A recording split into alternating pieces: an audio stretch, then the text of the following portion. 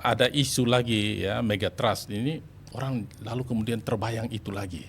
Ya. Dan menemukan bahwa ada sekitar 13 zona megatrust.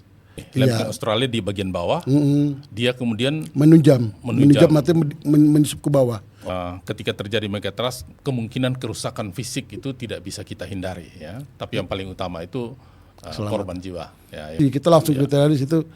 Awas. Jadi kalau sudah awas, kita harus menunjukkan pada masyarakat untuk segera melakukan evakuasi atau mengungsi. Jadi kan yang diributkan oleh masyarakat bahwa potensi artinya waspada, potensinya ada. Buat megatrust ini kita tidak perlu punya kekhawatiran yang berlebihan, tapi yang harus kita lakukan ya meningkatkan kewaspadaan. Betul. Seperti itu.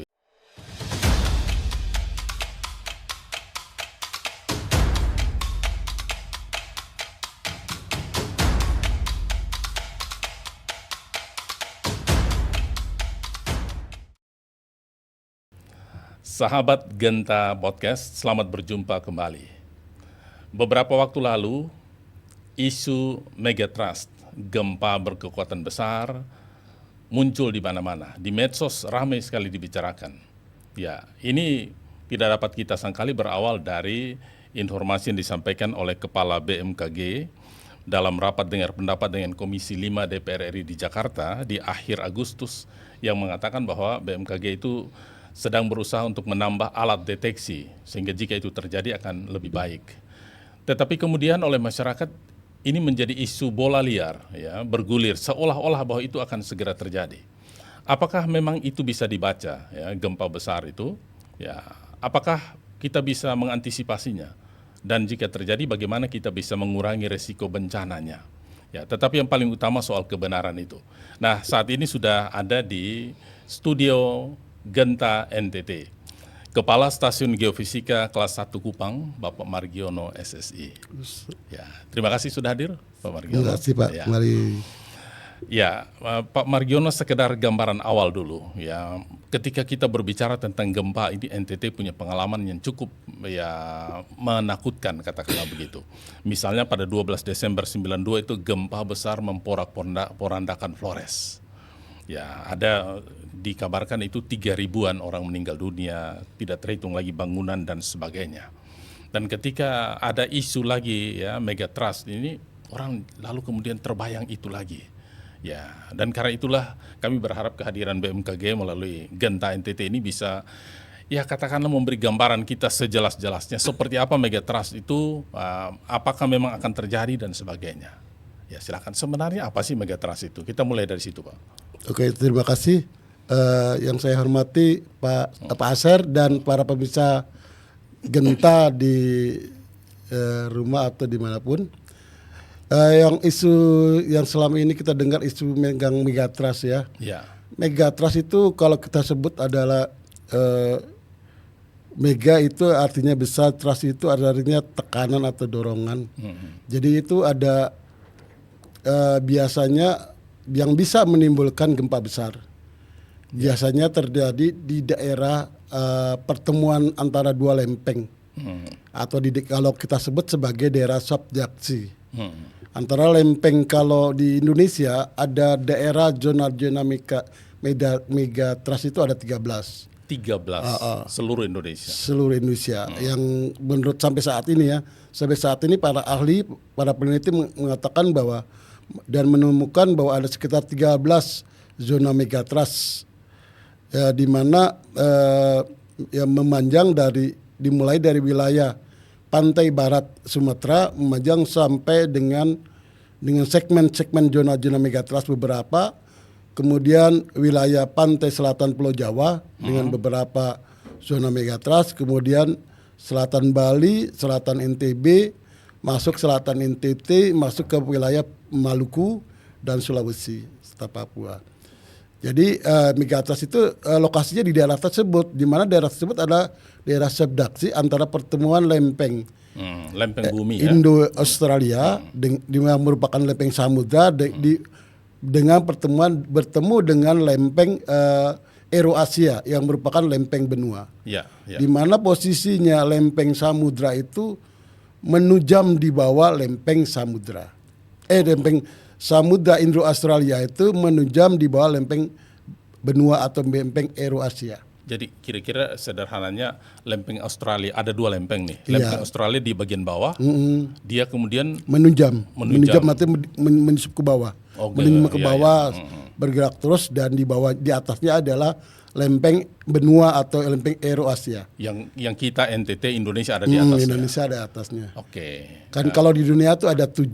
Di Indonesia kalau di dunia itu ada 7 lempeng besar di dunia. Yang 3-nya itu ada di keliling Indonesia. 1 lempeng samudra yaitu Indo-Australia, lempeng Pasifik di utara bagian timur antara Sulawesi, Papua dan Filipina, kemudian antara lempeng Eurasia itu wilayah daerah sebagian besar Indonesia. Oke, Pak Margiono, apakah lempeng ini memang terus-menerus bergerak kah? Kalau menurut hasil penelitian para ahli yang menunjam di bawah lempeng Eurasia benua itu, menurut para ahli pergerakannya hampir sekitar 6 sampai 7 cm per tahun. 6 sampai 7 cm per tahun. Iya. Jadi lempeng ini bergerak.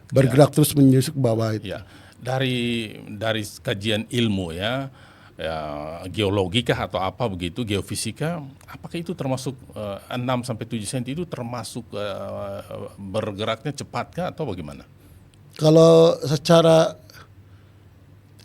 itu ya kita tidak bisa membandingkan, kan belum ada pembandingnya. Oh iya, Antara misalnya di sana ada pergerakan juga, sini berapa kan, dia tidak bisa itu sebagai lambat atau tidak. Tapi menurut para ahli berdasarkan data itu lempeng itu Indo-Australia itu bergerak menuju ke bawah di bawah lempeng Eurasia atau benua itu, di bawahnya itu sekitar hampir 6 sampai 7 cm. Oke, jadi ya sederhananya lempeng Australia kita sebut saja begitu sederhananya, setiap tahun itu 6 sampai 7 cm menghujam di bawah lempeng betul. Asia. Dengan kata lain Australia makin dekat ke Indonesia dong, Iya, ke timur. kalau secara teori ya mungkin kalau kita hitung-hitungan jarak Australia dengan Indonesia berapa puluhan ribu kilometer, Ya. kita bagi aja kira-kira iya. mungkin 100 juta tahun yang lalu akan datang, mungkin bisa saja seperti Bertemu. itu. Bertemu bisa, ya. mungkin kita Lalu datang. bagaimana megatrust ini kemudian menjadi gempa? Ya, akibat pergerakan itu kan biasanya di daerah subduction itu, daerah pertemuan itu kadang-kadang menimbulkan energi yang dapat menimbulkan lempeng-lempeng di situ berpatah itu istilahnya. Oh, gitu. Karena melakukan tekanan itu. Jadi masing-masing astral pertemuan subduksi itu menimbulkan suatu pergerakan lempeng itu yang menimbulkan ada zona-zona tertentu mengalami patahan. Patahan itu merupakan energi yang dapat menimbulkan energi itu berupa gelombang gempa itu yang kita rasakan sebagai gempa. Ya. Pak Margiono, selama ini kita di NTT, khususnya di Pulau Timor itu, masyarakat di Pulau Timor katakanlah begitu, mengatakan kami ini aman dari gempa karena kami di luar ring of fire gitu ya. Nah, dari penjelasan ini berarti kita sebenarnya juga rawan gempa juga, Timor. Sebetulnya kalau kita lihat daerah subduction itu jauh dari Pulau NTT. Oh, jauh. Nah, jauh dia. Tapi kalau terjadi kan ada beberapa zona megatrust. Salah satunya megatrust yang ada di Sumba, namanya megatrust. Wilayah zona Sumba itu antara Pulau Sumbawa dengan Pulau Sumba di NTT itu pernah terjadi. Dan menurut penelitian Pusat Gempa Bumi Nasional diprediksi sekitar 8,5. 8,5 kalau sampai terjadi. Sampai terjadi. Berpotensi, artinya bukan prediksi artinya bukan perkiraan ya, berpotensi menurut para ahli bisa menimbulkan gempa sekitar 8,5. Dampaknya bisa menimbulkan gempa besar, dan gempa besarnya 8,5 dampaknya kemungkinan bisa menimbulkan tsunami. Ya. Nah, kalau berdasarkan permodelan yang kita punya di BMKG dengan sumber gempa 8,5 itu, untuk wilayah-wilayah di Sumba Barat itu ketinggiannya hampir di antara 3 sampai 4 sampai 6 meter itu. Ya. Itu. Sebetulnya sumber gempa-gempa di NTT itu tidak hanya itu, ada sekitar sumber pembangkit gempa gitu. Ya. Itu kan sumber pembangkit gempa yang di zona megatrust itu adalah sumber pembangkit gempa yang dapat menimbulkan tsunami. Kita sudah juga membuat suatu peta rawan tsunami untuk wilayah kota dan kabupaten, terutama di Kota Kupang. Kita pakai sumber pembangkitnya small fault. Jadi di antara di Pulau Timur itu ada namanya Semau Fault, itu patahan Semau itu kalau kita kasih dengan gempa yang besar, dia yang mendapatkan risiko dia akan menimbulkan tsunami sekitar 3 meter juga. Iya. Dan itu ada itu. Kemudian ada lagi beberapa zona-zona sumber pembangkit gempa di NTT itu ada sekitar hampir 13 itu. Ada yang di Pulau Timur, Pulau Sumbawa, Sumba Timur, Sumba Barat Daya. Terusnya di daerah Flores juga ada patahan-patahan. Ada lagi sebagian yang kita rasakan selama ini, yang Kota Kupang atau Kabupaten Kupang juga pernah merasakan gempa-gempa terjadi. Itu ada namanya sesar atau patahan di wilayah Kabupaten Kupang itu. Tetapi itu tidak termasuk kategori megatrust. Bukan itu, tapi gempa-gempa darat. Kalau megatrust itu biasanya beradanya di zona pertemuan. Di zona pertemuan atau daerah subduksi antara lempeng samudra dengan lempeng benua. Tapi sebetulnya sumber pembangkit gempanya itu gempa-gempa darat banyak juga di NTT ini. Iya. Dari dua ini yang paling berbahaya yang mana, Pak? Berbahaya kan gini, kadang-kadang semua sih bisa juga berbahaya. Kalau bisa. kita tidak melakukan mitigasi, pendidikan mitigasi atau sosialisasi, semua juga berbahaya. Iya. Jadi kita yang ada di Timor khususnya dan Sumba tidak boleh lagi mengatakan bahwa kami bebas daerah gempa, ya. Ya, dan kami daerah bebas gempa gitu ya. Oke. Dan kemarin juga kami melakukan simulasi secara nasional, Pak. Kemarin. Kita sekalian kita uji komunikasi dengan perangkat kami yang ada tersebar di seluruh Indonesia dengan peralatan WRS, Warning Reception System. Jadi alat itu untuk menerima informasi gempa bumi dan peringatan dini tsunami yang dikeluarkan oleh BMKG. Kita uji kemarin sekitar jam 12 siang, kita uji dengan zona megatrustnya yang ada di Jawa Timur. Zona megatrust Timur dengan kekuatan 8,9, ternyata dampaknya bisa sampai hampir sebagian wilayah Sumatera, pantai bagian Sumatera, kemudian Bali, NTT juga terdampak itu. Menurut itu dampaknya sampai NTT, terutama di wilayah Sumba Barat itu dan Kota Kupang itu dampaknya bisa sampai peringatan dini yang kami keluarkan bisa sampai waspada.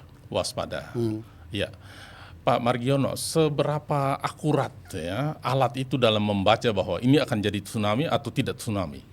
Sebetulnya alatnya, alhamdulillah BMKG sudah bisa akurat benar.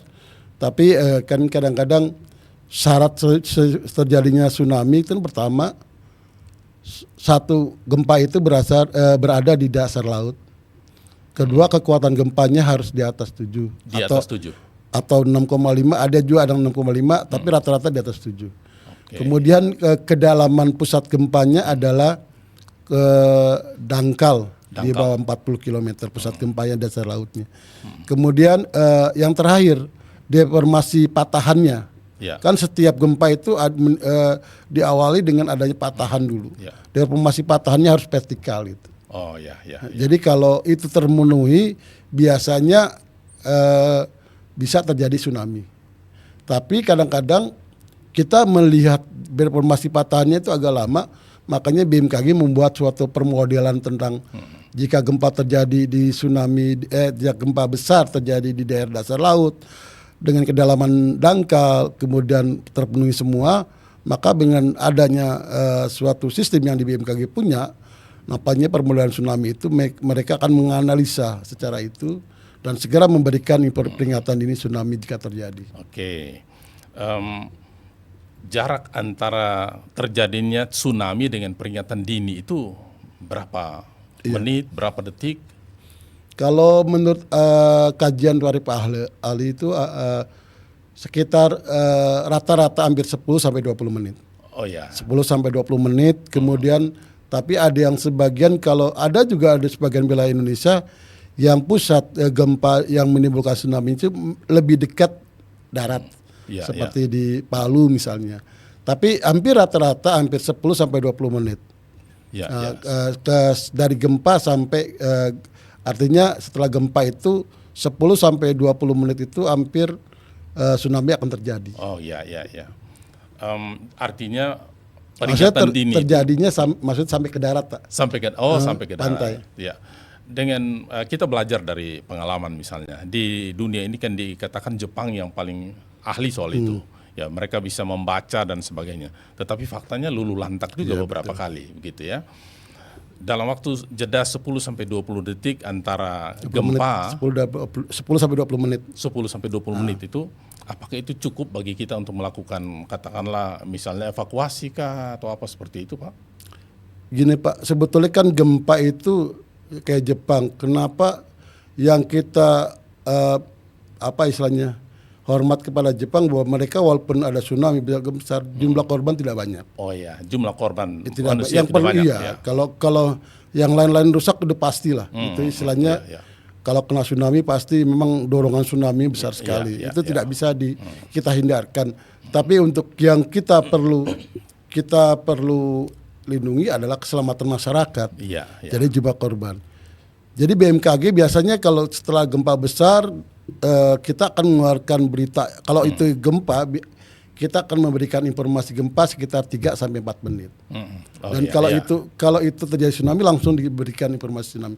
Jadi ada kering waktu antara sekitar 6 sampai 15 menit lah untuk teman-teman masyarakat yang berada di sekitar pantai. Jika informasi BMKG tentang terjadinya tsunami, mereka bisa melakukan evakuasi. Ya, di Kupang atau di Timor secara keseluruhan di Sumba sudah cukup efektifkah info dari BMKG? Artinya alatnya sudah cukup sehingga kan panjang nih pesisir pantai kita, ada begitu banyak orang nih. Bagaimana mereka semua bisa tahu bahwa ini mau ada kemungkinan bisa terjadi tsunami nih?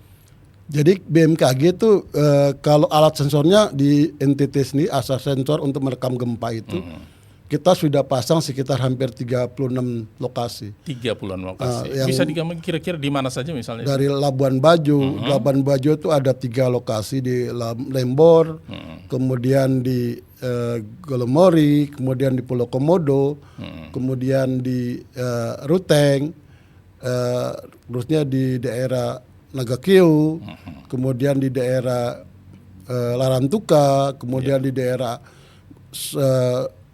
Sika, Mamiri itu Alor, kemudian di Roti, Sabu, dan di Pulau Timor itu ada sekitar 5 sensor.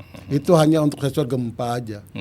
Jadi apa fungsi alat sensor gempa itu? Dia kalau ada gempa dia akan mencatat data, mencatat gelombang gempa yang sampai ke mereka, sampai ke alat sensor. Kemudian dari alat sensor itu kami analisa, analisa dan dari alat yang ditatatan di sensor gempa itu kita akan menganalisa dapat menentukan berapa kekuatan gempanya, lokasinya mana, jam-jamnya jam berapa. Dan potensi tsunami ada atau tidak? Tsunami ada, bisa juga dari situ. Oh gitu. Ya. Kecepatan menganalisa hasil bacaan alat itu berapa menit, Pak? Jadi pas data udah terpenuhi datanya, kan maka saya bilang setelah terjadi gempa terjadi itu kan ada gelombang menjalar ke sensor itu. Ada segitu, nanti sekitar 3 sampai 4 menit kita sudah memberikan informasi. Oh iya. Secepatnya. Dalam waktu 3 atau 4 menit sudah bisa terbaca nih. Sudah terinfo Pak, tersebar. Sudah tersebar infonya. Informasinya ke masyarakat. Okay. Dan penyebarannya informasinya itu kita sudah pasang namanya alat WRS. Warning Receive System. Sistem untuk menerima informasi gempa bumi secara real time dan peringatan dini tsunami. Di NTT itu kita sudah pasang hampir sebagian besar di BPBD di NTT ini dan di kantor SAR dan kantor Bupati 1. Oke. Jadi tegasnya fungsi dari alat-alat deteksi ini ialah untuk mengantisipasi terjadinya gempa, berapa besar gempanya, gitu, intensitasnya gitu Pak ya. Bukan, jadi fungsi alat sensor itu merekam nanti dari data beberapa sensor kami jadikan satu, kita analisa. Berdasarkan data sudah analisa dan nanti sekitar 3 sampai 4 menit datanya sudah berbentuk data lokasinya di mana, kekuatannya berapa, kedalamannya berapa, di arah mana saja dan apakah gempa tersebut menimbulkan berpotensi tsunami atau tidak. Dan itu akurat Pak ya? Akurat insya Allah, selama ini sudah akurat. Selama ini akurat, ya. Jadi ini penting untuk kita pahami bahwa ya dengan cara-cara seperti itu kita tidak bisa mengurangi, mungkin tidak bisa mengurangi kerusakan infrastruktur dan sebagainya, tetapi korban jiwa bisa ditekan sekecil mungkin, seperti itu. Ya, baik, sahabat Genta Podcast, kita sedang berbicara tentang isu megatrust ya, yang belakangan ini cukup ramai dibicarakan. Narasumber kita adalah Kepala Stasiun Geofisika Kelas 1 Kupang, Bapak Margiono. Pak Margiono, ini maaf nih, saya harus mengatakan bahwa ada sejumlah instansi kita yang tadinya itu kurang populer. Barangkali termasuk BMKG termasuk tidak populer. Barulah ketika gempa ini mulai terjadi di mana-mana, baru orang mulai mengerti, wah ini BMKG di mana, seperti itu. Ya, lalu bagaimana upaya dari BMKG sendiri, ya, Pak Margiono dan teman-teman untuk melakukan sosialisasi, termasuk tadi sempat disebut ada simulasi. Ya, dari pengalaman selama ini ketika melakukan simulasi, seriuskah masyarakat menanggapi? Jangan masyarakat, ini cuma main-main saja nih. Serius sekali Pak. Jadi BMKG untuk melakukan edukasi, terutama di bidang geofisika ya, di bidang gempa bumi dan tsunami, kita sudah melakukan namanya sekolah lapang gempa bumi yang sudah dilakukan di daerah Kabupaten Kota Kupang, Sumba Barat Daya, kemudian Alor, Flores Timur, Manggarai Barat, Labuan Bajo, itu Maumere dan lain-lain. Itu sebagian. Kemudian kita juga telah melakukan kegiatan namanya BMKG Go to School. Udah beberapa sekolah kita datengin seperti itu. Ya, kita kadang-kadang bekerja sama dengan BPBD melakukan sosialisasi. Yang sekarang ini kita sedang menjadi narasumber di Desa Tanggung Bencana di Kota Kupang, terutama di daerah di kelurahan-kelurahan ini. Setiap udah hampir 10 kelurahan yang hampir ya sekitar 5 sampai 7 kelurahan yang kita datengin untuk kami memberikan edukasi tentang gempa bumi. Oke. Setelah alat sensor itu membaca terjadinya gempa dan potensi tsunami, lalu dianalisa oleh BMKG seperti itu. Lalu kemudian BMKG mengeluarkan peringatan, gitu ya Pak ya. Bentuk peringatannya seperti apa? Sirine kah apa? Ya. Pertama kan ada gempa, misalnya ada gempa misalnya kita coba simulasikan gempa di laut. Gempa di laut berdasarkan itu kan waktu gempa mereka menimbulkan energi gelombang. Energi gelombang itu tertangkap oleh sensor-sensor yang ada di dekat lokasi itu. Oleh sensor nanti dikirim ke pusat gempa bumi nasional atau di pusat gempa bumi regional yang ada di kita regional 8. Pusat nanti kalau dia asal analisa tim yang bekerja di sana selama 24 jam bekerja, dia kalau udah dapat seperti itu dan sudah masuk, dianalisa segera. Kalau dia sampai 8 sampai di atas 7 dan kemudian hasil permodelan yang kita punya di sana memberikan peringatan bahwa akan terjadi tsunami, maka BMKG segera mengeluarkan peringatan ini tsunami. Ya. Setelah kalau tidak ada peringatan tsunami, ya kita hanya memberikan informasi telah terjadi gempa bumi tanggal segini, jam segini, kekuatan segini, kedalaman segini, lokasinya di sini. Biasanya BMKG tidak berpotensi tsunami. Itu biasanya mengeluarkan tapi kalau dia berpotensi tsunami, dia akan mengeluarkan peringatan dini tsunami. Itu biasanya kita bisa baca di running text televisi misalnya. Tapi kan tidak semua orang pada saat itu menonton televisi, Pak. Maksudnya apakah ada semacam sirine kah seperti itu? Kalau sirine ya sudah ada. Sirine di NTT itu ada 3. 2 di Labuan Bajo, 1 di Maumere. Di kantor di halaman keuskupan Maumere. Informasinya dari BNPB juga akan masang sekitar 6 di Alor, di Labuan Bajo nanti 6 lagi. Di Kupang tidak? Kurang tahu. Jadi gini, kalau informasi dari itu sebetulnya tidak hanya sirine. Jadi informasi yang kita sebarkan, informasi gempa bumi atau peringatan dini tsunami, kita sebarkan medianya selain media sosial. Web BMKG, SMS, WRS itu yang tersebar itu. Dari WRS itu sebetulnya kan kantor BPBD yang kita punya itu, mereka kalau sudah dapat informasi seperti itu, mereka harus menyebarkan ke masyarakat. Karena yang memiliki masyarakat dan tahu masyarakat seluruhnya adalah pemerintah daerah melalui instansi BMKG. Kemudian kita kirim ke TNI Polri juga. Kita juga mengirim informasi itu lewat grup-grup WA yang ada kita punya gitu.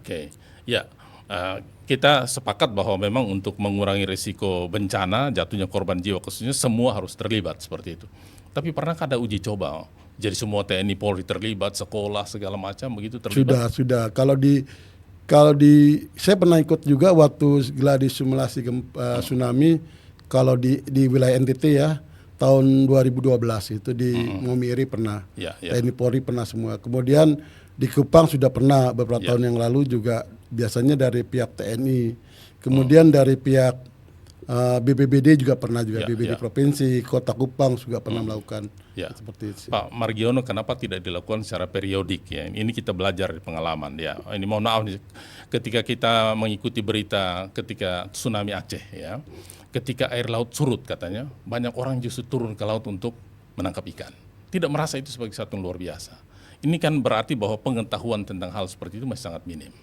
Ya, artinya mestinya secara periodik 5 tahun kah begitu. Kalau 2012 sampai 2024 ini kan jauh sekali nih Pak. Iya, kalau itu kan mungkin itu secara besar-besaran Pak. Artinya gladi lapang langsung. Sampai situ saya lihat ada TNI Polri-nya terlibat di sana, sampai pengerahan pasukan gitu sudah terlibat. Sampai masyarakat berlari juga terlibat. Itu kan berkaitan dengan mungkin kita sebagai BMKG kan nggak bisa melihat kegiatan semua ini. Yang punya masyarakat adalah pemerintah daerah. Kita hanya mendukung pemerintah daerah, terutama di BPBD, provinsi atau kabupaten. Mereka bisa, kami siap support. Salah satu support kita BMKG, terutama di dalam informasi gempa bumi dan tsunami itu melalui WRS yang tadi saya bilang. Peralatannya seperti display TV yang ada di kantor BPBD semua. Itu yang kita support selama ini. Yang selama ini data yang kita berikan alat seperti itu, nanti mereka itu. Kemudian yang dia sejenis tsunami juga. Dan kita juga memberikan supportnya lewat data-data, kiriman data lewat EA, lewat media sosial yang kita punya, website dan lain-lain. Oke, Pak Margiono, ini menarik soal sosialisasi. Betul bahwa pemerintah yang punya masyarakat, tetapi kan yang paham ini kan BMKG. Seberapa proaktif BMKG mendekati pemerintah bahwa ini penting loh, ada sosialisasi, ada simulasi seperti itu? Sudah sering Pak. Kami dengan BPBD seluruh NTT itu sudah saling berkoordinasi. Punya grup juga, mereka juga kadang-kadang, makanya yang sekarang ini yang punya kegiatan desa tangguh bencana, sosialisasi kebencanaan di kelurahan itu ke Kota Kupang punya. Mereka mengundang kami untuk berbicara tentang, ada yang berbicara tentang iklim, ada yang berbicara tentang cuaca, ada yang berbicara tentang gempa bumi. Ini sudah terjadi. Responnya cukup positif ya? Positif sekali, kami menjalani positif semua. Kemudian kalau kita kayak tahun kemarin kita mengadukan kegiatan simulasi seperti yang kemarin juga.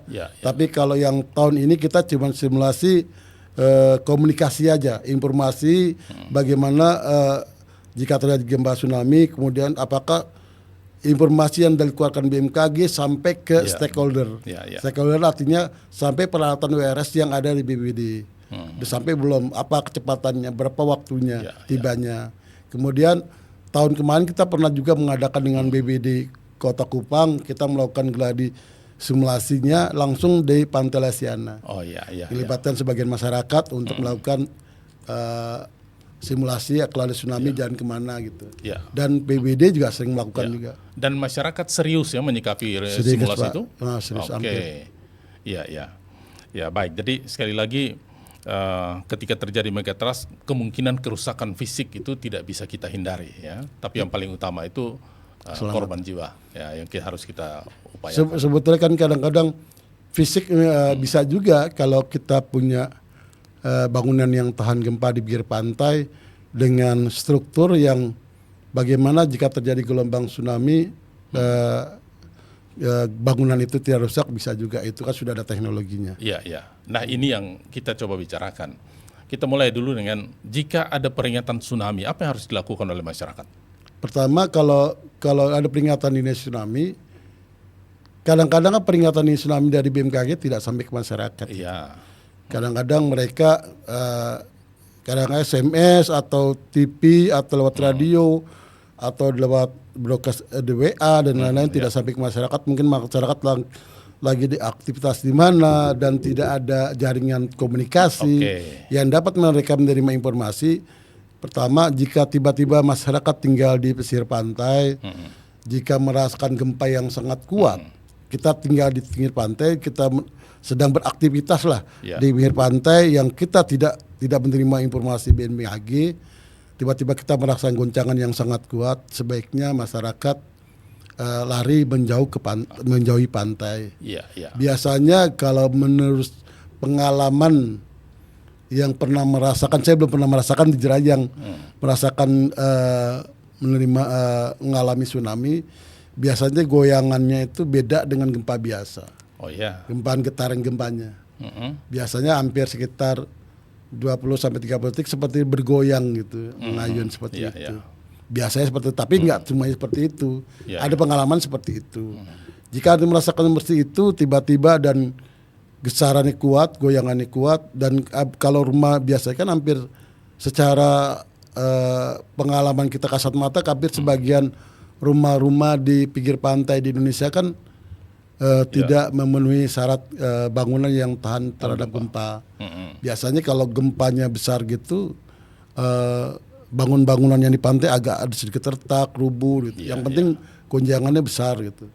Kemudian saya itu kalau merasakan seperti itu, sebaiknya tidak usah masyarakat menuju pantai, atau tidak perlu lagi kita harus melihat apakah pantai itu surut atau tidak. Tapi lebih baik kita langsung lari ke daerah jalur evakuasi yang lebih tinggi untuk mengamankan diri. Pak Margiono, kita saya kira semua sering melihat memang itu informasi itu. Telah terjadi gempa di titik ini misalnya, intensitasnya sekian, kekuatannya sekian.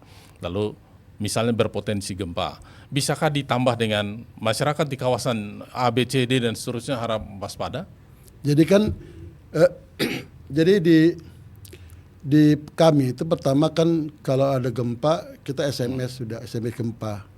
Kalau dia ada kan kalau SMS dia jumlah karakternya terbatas 140 karakter, jadi cuma hanya sampai BMKG. Tapi kalau dia berpotensi tsunami biasanya ada tulisan lagi panjang.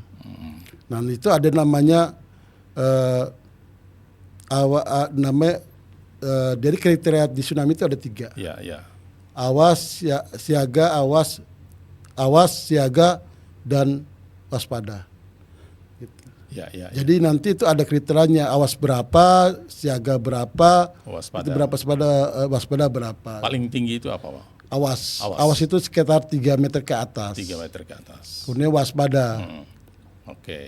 Artinya kalau siaga itu antara tidak lebih dari setengah meter.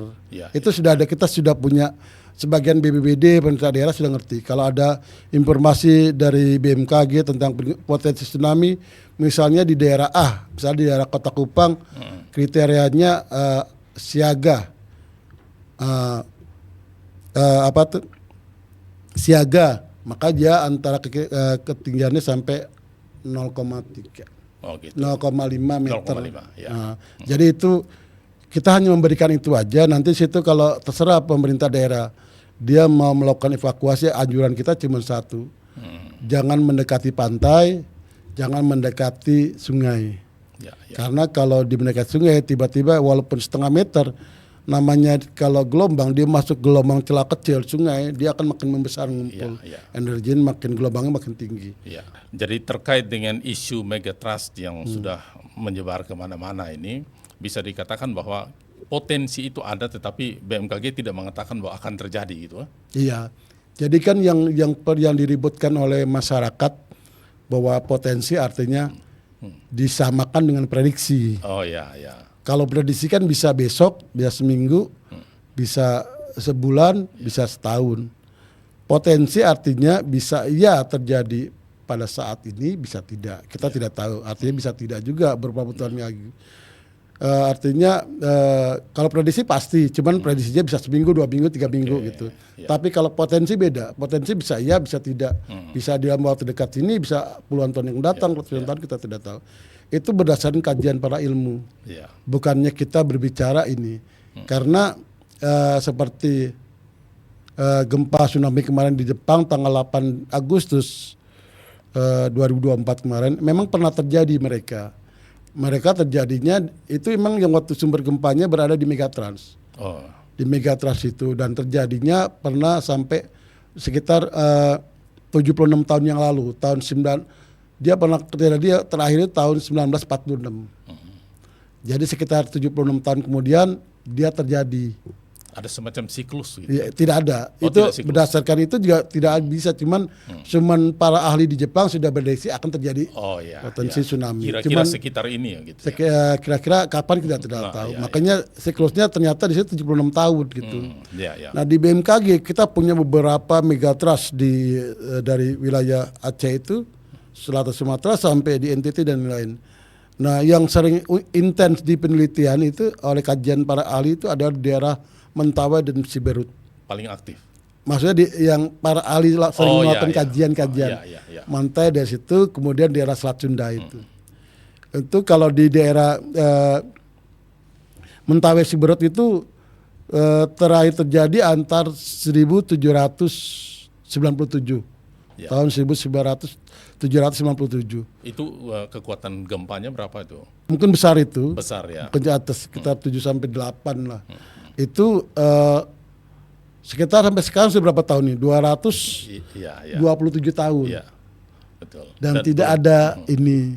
Nah, itu makanya dari situ dan di daerah megatrust antara Mentawai dan Siberut ini memang itu ada beberapa zona-zona yang sumber gempa sudah saling apa istilahnya, di dalam zona ini ada beberapa gempa sudah terjadi. Nah, di dalam ini megatrust Pak, megatrust Mentawai Siberut. Di panjang megatrust ini sudah berapa kali titik terjadi. Nah, dia ada kekosongan di sini nih, di daerah ini tidak terjadi. Kekosongan itu namanya kita sebut sebagai seismic gap, daerah kekosongan gempa. Itu yang perlu diwaspadai. Ya, karena sewaktu-waktu bisa terjadi. Itu ada sekitar 227 tahun. Nah, kita tidak tahu apakah makanya para ahli bilang waspada, potensinya ada. Tapi kapan tidak tertahu. Ya, baik. Jadi terkait dengan isu gempa akibat megatrust ini, kita tidak perlu punya kekhawatiran yang berlebihan. Tapi yang harus kita lakukan ya meningkatkan kewaspadaan. Seperti itu ya. Dan tentu masyarakat tetap berharap bahwa BMKG bisa menjalankan ya tanggung jawabnya untuk memberikan peringatan kepada masyarakat jika itu terjadi. Sehingga kita bisa mengurangi resiko terjadinya korban jiwa khususnya. Ya, baik. Sahabat Genta, demikian kita berbicara tentang megatrust dan kemungkinan terjadinya gempa besar akibat megatrust. Ya, jadi sekali lagi ini informasi tangan pertama dari BMKG.